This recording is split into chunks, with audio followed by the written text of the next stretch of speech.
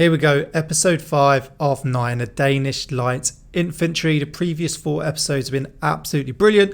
You can check out my review and commentary over on my channel, and you can check out the original video in the description as always. And if you could comment below with what your thoughts are on this episode and what you want to see next. Let's get into it.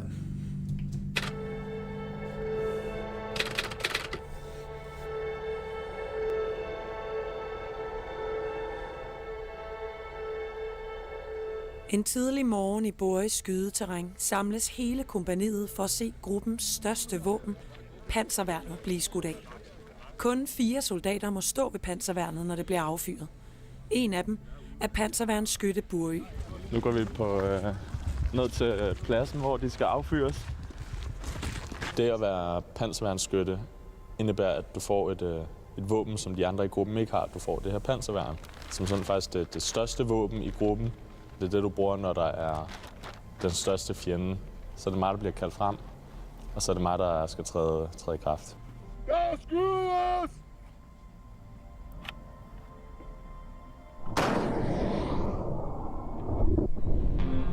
Direct hit.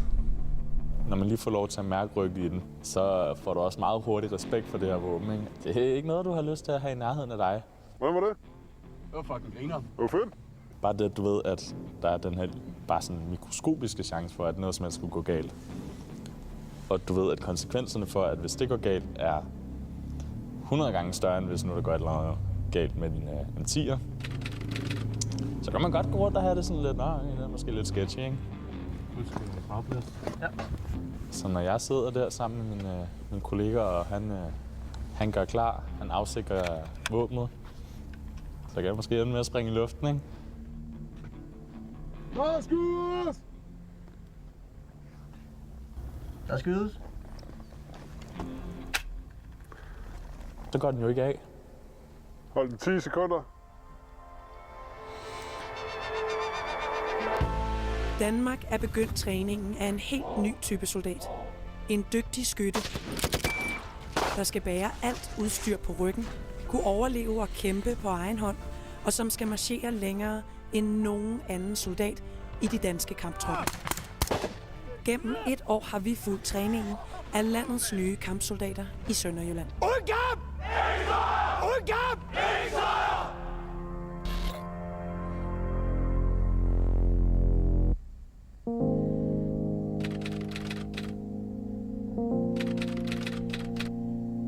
Danmarks nye kampsoldater har været under træning i snart 3 måneder. Alle soldater har fået deres såkaldte funktion, som er deres rolle og specialisering i gruppen. Træf!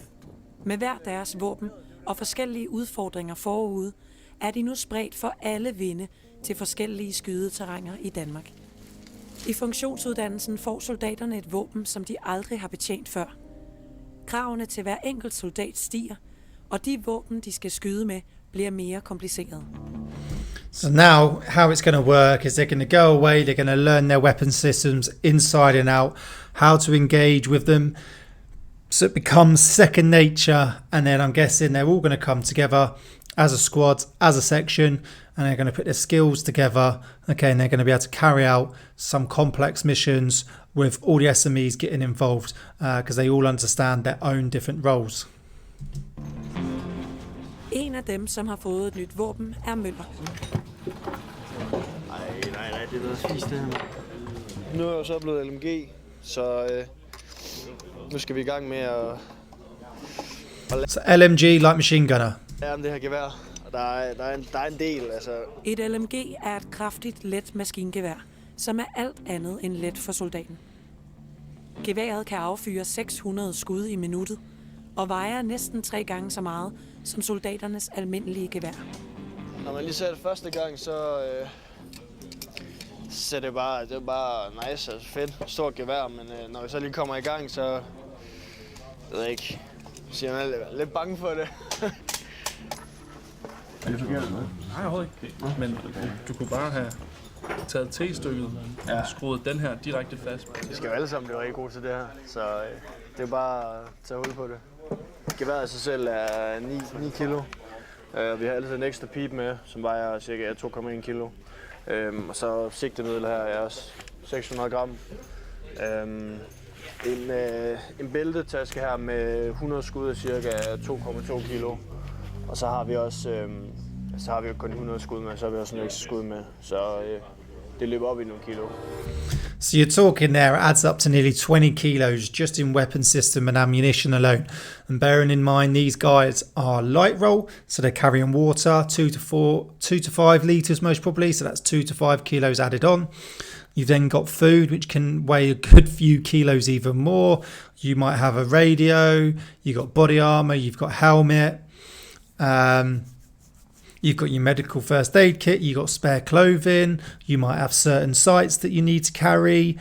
It all starts to add up, and this is where it starts becoming 40-50 kilos, which is why they train with so much weight.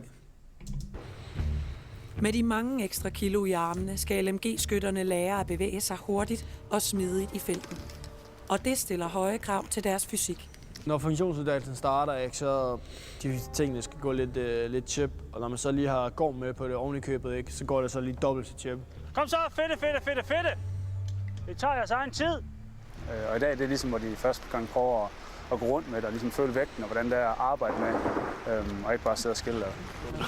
So some of them do have different helmets. That is literally a spitting image of like the Virtus helmet, that one there, and the other guys look like they're wearing slightly different. As you can see, a couple of them have got the ones with the built-in NVG mount. Men det er at elske det, selvom den er lidt tung. Når man først har set effekten i målet, så ved man, hvor god den er at have.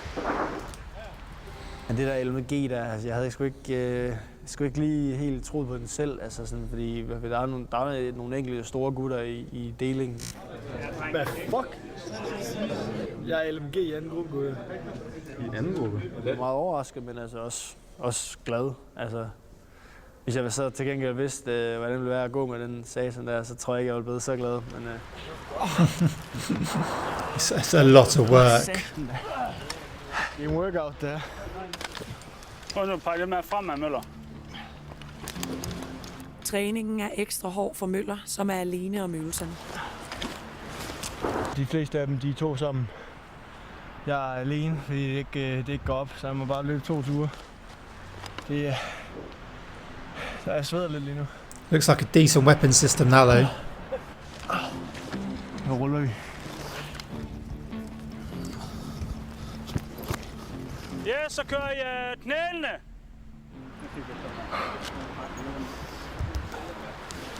Du skal jo ikke være den tyndeste og slappeste i klassen. Man skal jo have noget robusthed, man skal kunne løbe rundt med den. Men altså man kan jo træne meget af det, men man skal ikke sådan begynde at have fundet sig selv. Til hvert våben og for hver funktion gælder der nogle helt særlige færdigheder, som soldaterne skal tilegne sig gennem benhård træning. Det gælder også for kompagniets skarpskytter, som selv når pulsen er høj og de skal skyde på tid, skal kunne ramme et mål på lang afstand i første skud. Heroppe der har I en startlinje, og så vil I 4 mand ad gangen løbe ned til en standplads. I har 1 skud med. Har I mis, så løber I op, og så får I 1 patron mere. Så løber I ned til den samme standplads og forsøger anden gang. Skarpskytterne skal skyde på forskellige distancer og i forskellige stillinger. Første mål skal skydes stående og er 400 meter væk. Med støtte i en stående skydestilling. De næste 2 skal skydes knælende med afstanden på 250 og 200 meter. Og den sidste, det er den her. Hvid stål ved jordvold, 800 meter. Den kender vi alle sammen. 4. og sværeste mål skal skydes fra en liggende skydestilling og er 800 meter væk. Det bliver... So to put this in perspective, okay, the standing is obviously going to be supported. You're not going to hit 400 meters unsupported standing, so they're going to be supported for that. You've then got kneeling. I'm guessing they're most probably going to be able to get into a kneeling supported position from that. And then you've got the prone from 800 meters away. 800 meters, how far is that? Well, around 1,602 meters approximately is a mile, so they're shooting from half a mile away. So for those that don't really run, never been in the army, they won't really know. So 800 meters is a very long distance to be shooting at when you pull it into something like that. Approximately 8 football fields, half a mile. Udfordring, tror jeg. med puls på, og så også et mål helt ude på 800 meter. Så det skal nok blive lidt stramt. Inden jeg blev skarpskytte, der var pres på til, at jeg skulle være den bedste for at blive skarpskytte. Og nu, når jeg er det, så kan man ikke bare hvile på laurbærrene. Så skal jeg blive ved med at vise, at jeg er den bedste. Ellers så mister jeg sgu bare den funktion igen. Soldaterne får en patron hver og stiller sig klar ved startlinjen. Når øvelsen går i gang, skal de lynhurtigt løbe ned, indtage den befalede stilling og affyre et skud. Hansen starter ved målet på 400 meters afstand i en stående skydestilling.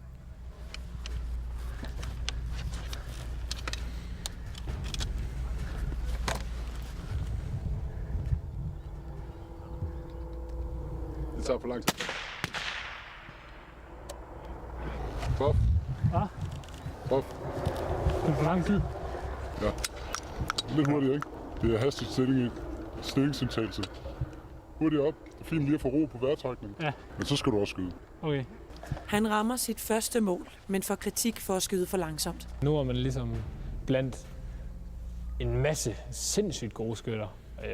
Og der er ligesom ekstra meget pres, især for konkurrencemennesket, som jeg jo er, at prøve at være den bedste, blandt de bedste. Jeg mærker det især på skydebanen, det der med konkurrencemenneske. Der skal jeg bare være den bedste, altså. Så der bliver jeg bare gået til stålet. Og vi vil alle sammen skyde lidt bedre end de andre. Selvfølgelig vil man det. So as you can see, they're running up to the target, okay, which is very realistic. You know, on operations in real life, very unlikely you're just going to sort of stand there, get into position and shoot. More than likely, you would have got contacted, you're going to run into cover, and then you're going to take your and then you're going to try and hit your target. Ved mål nummer 2 på 200 meter får Hansen hurtigt træf. Men ved det tredje mål på 250 meter løber Hansen ind i problemer.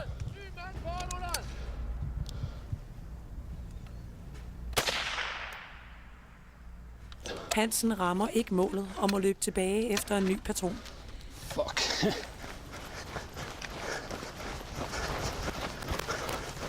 Med forhøjet puls skal han nu samle sig om at ramme på sit andet skud. This is where he needs to control his breathing, keep himself calm.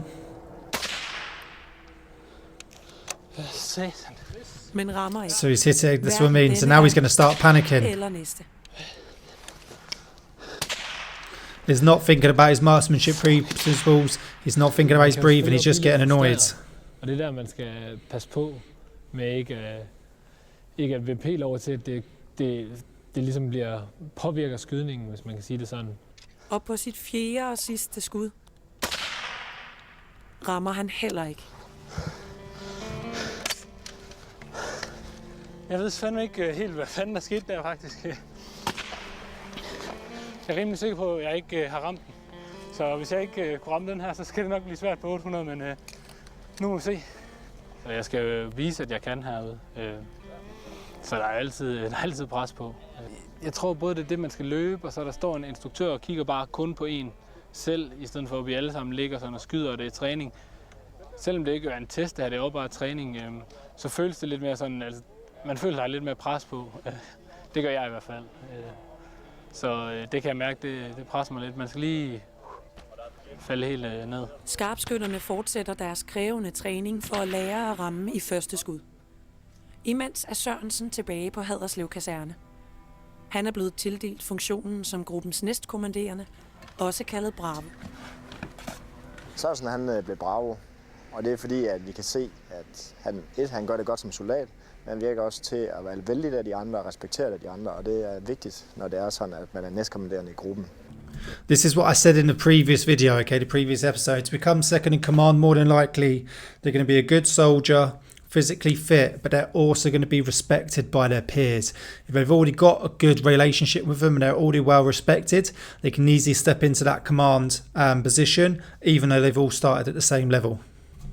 Jeg går helt klart efter at blive den dygtigste soldat, jeg kan være. Det er også derfor, at i starten, da jeg fik Bravoen, der var jeg lidt sådan... Fordi det er rigtig meget ansvar, og det er jo ikke fordi, jeg får mere uddannelse end nogen af de andre. Så i starten, der var jeg lidt sådan, det var godt nok hårdt. I dag skal Sørensen lære at give tydelige kommandoer og føre en gruppe frem i kamp. Han skal igennem en øvelse, hvor gruppen vil komme under beskydning, og hvor han har ansvaret for, at halvdelen af soldaterne rykker frem mod fjenden, der skyder på dem. Marksretning, det er ned ad sporet der, og ned for enden af sporet, der knækker i venstre. Det er sjovt at få lov til at være med til at styre, hvor man skal rykke hen, og hvornår man skal rykke og sådan noget. Det er super fedt. Men også, det stiller også lidt høje krav. Og det gør det en del mere intenst. De beslutninger, vi tager, de har jo direkte indflydelse på alle vores drenge derude. Gruppen har fået at vide, at de skal op gennem en smal sti og til venstre for enden af stien.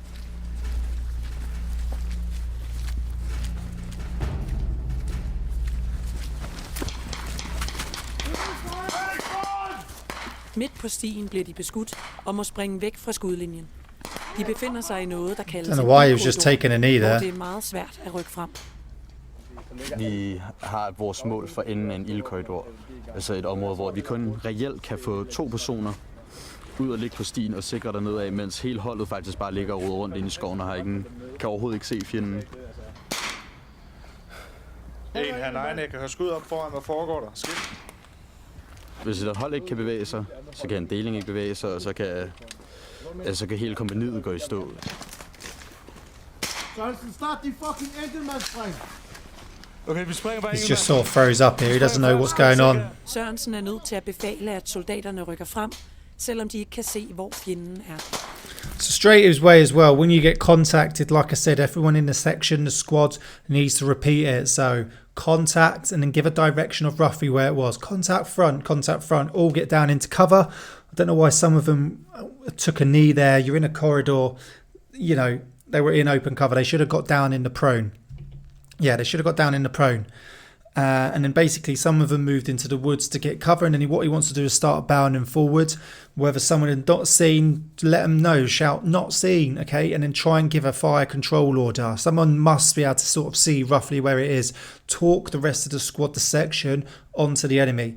If you can't, start moving around using the cover to get into the position of where you can spot the enemy. Remember, everyone in the squad section repeats every command, because when you're spread out and everyone's engaging, you can't hear anything. Det er altid bedre at træffe en hurtig beslutning, end slet ikke at gøre noget. Exactly. Fordi hvis for eksempel i sådan en situation, hvis vi bare bliver liggende, så sker der ikke noget. Vi springer fremad. Næste stilling 10 meter frem, 5 meter venstre. Så man jo bare begynde at rykke folk frem. Blive lidt aggressiv. Ja, spring. Spring! Sørensen begynder They're very close together there. Og får rykket gruppen et langt stykke fremad. Og så er der endelig en i gruppen, der får indsigt på fjenden. 100 meter ned sporet. En infanterist midt i sporet. Midt i sporet. There you go. Good. And now everyone should at least repeat that so they know where it is. Kan de melde tilbage til instruktør Hayden, som kan sende flere grupper ind. Nej, modtaget. Når du er på plads, så sender jeg 2 og 3 igennem. Sergeant Hayden giver kommandoer over radioen, og med gruppen sikkert fremme, stopper han banen. Hold! Inde! Samling! Super! Nå. Lad os prøve at starte med førerne. Hvad synes I? 2 ting, I forbedrer til næste gang. Hvad skulle det være? Vi har noget med momentum, som vi skal arbejde med. Ja. Lige snart vi får det bygget op, så skal det også bare køre, og det nytter ikke, når vi bare står stille. Ja. En ting, jeg i hvert fald helt sikkert gerne vil se jer alle sammen, det er, at I skal søge nogle lave indstillinger. Specielt jer, der er herude ved vejen. Lad være med at tage den knæle. Det er helt nede på buffen. Det var rigtig uoverskueligt terræn. Og der havde vores gruppe, jeg tror mange grupper, tendens til at gå lidt i stå, fordi man ikke kan få indsigt på fjenden. Så man er svært ved at sikre hinandens spring fremad, og man er svært ved at vide præcis, hvor man skal rykke hen. Der er lidt meget pres på, og det er lidt mere stressende. Også fordi, at hvis man rykker sit hold i en dårlig stilling, så den er fandme øve. Bravoerne fortsætter med handlebaner resten af dagen. Tilbage i Boris skal Møller til at tage sit første skud med sit nye lette maskingevær. Udover udfordringen ved, at det er silende regn og blæst, så skal de nye LMG-skytter også udfordres i, hvordan de håndterer en fejl på det tunge gevær. Så nu er det faktisk første gang, at vi skal prøve at skyde noget af. Det er jo selvfølgelig bare løs ammunition, men det giver våben stadig en fornemmelse af, hvordan rekylet er i den. Så nu lader jeg geværet. Skal man op med shot det der? I wonder why they're only flying blanks just on a blank range like that. I wonder why they haven't gone straight to live. 2 til 3 skud, og hvis ikke bare hammer til sted, og sådan, sådan. Lovely weather to be doing this. Så hele tiden prøv at holde skytte på det. Okay? Det må skyde!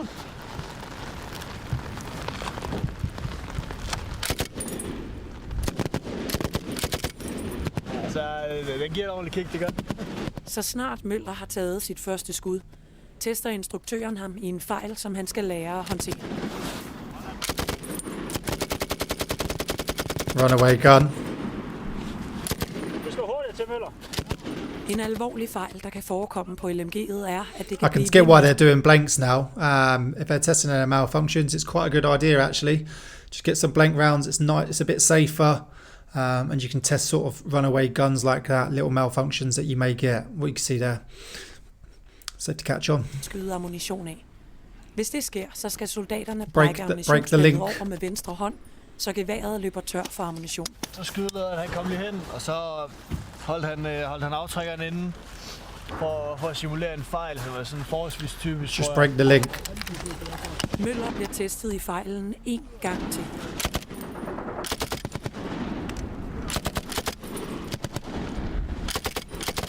There you go, break it. There we go.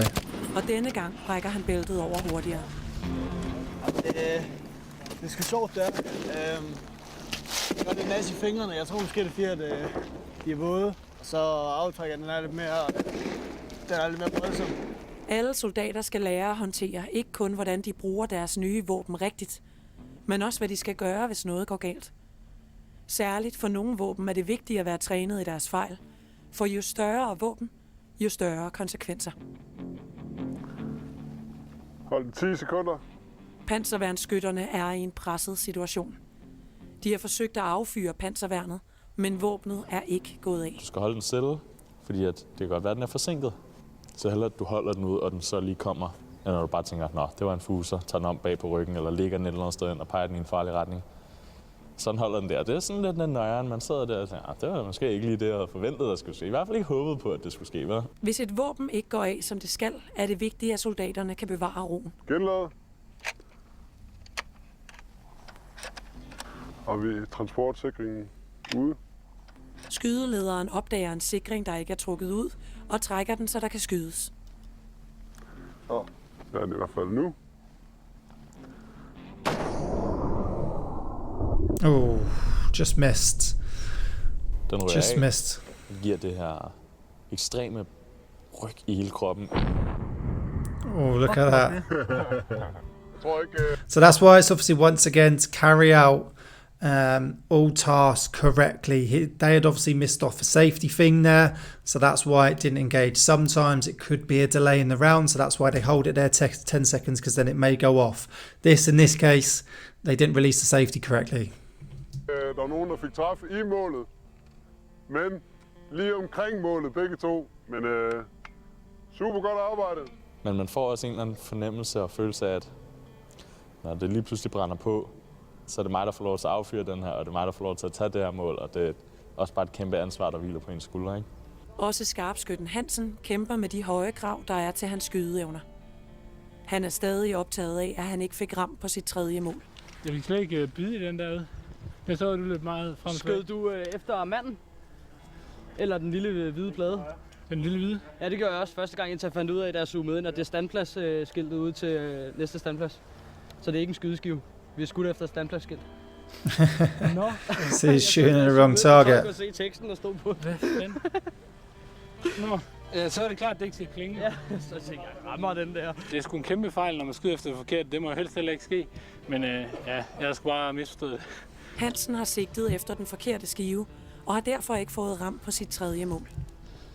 På dagens sidste mål har han 2 chancer for at ramme. Det er den sidste, jeg mangler. Det er den på 800 meter. Og det er sgu langt ude. Så det skal nok blive spændende. Han gør sig klar til dagens længste afstand, som kun 2 skytter indtil videre har ramt. De har ikke skudt særlig meget på 800 meter, og på 800 meter, der får alt en kæmpe indflydelse. Et dårligt aftræk, en skulder, der ryster, og i hele taget hele vinden, der kører derude, den har kæmpe stor indflydelse.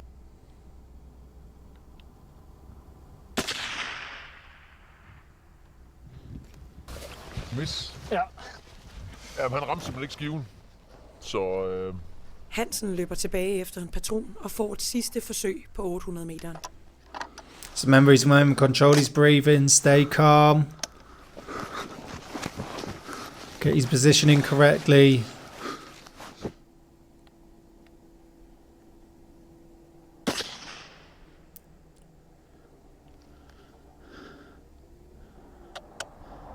hvad siger du selv?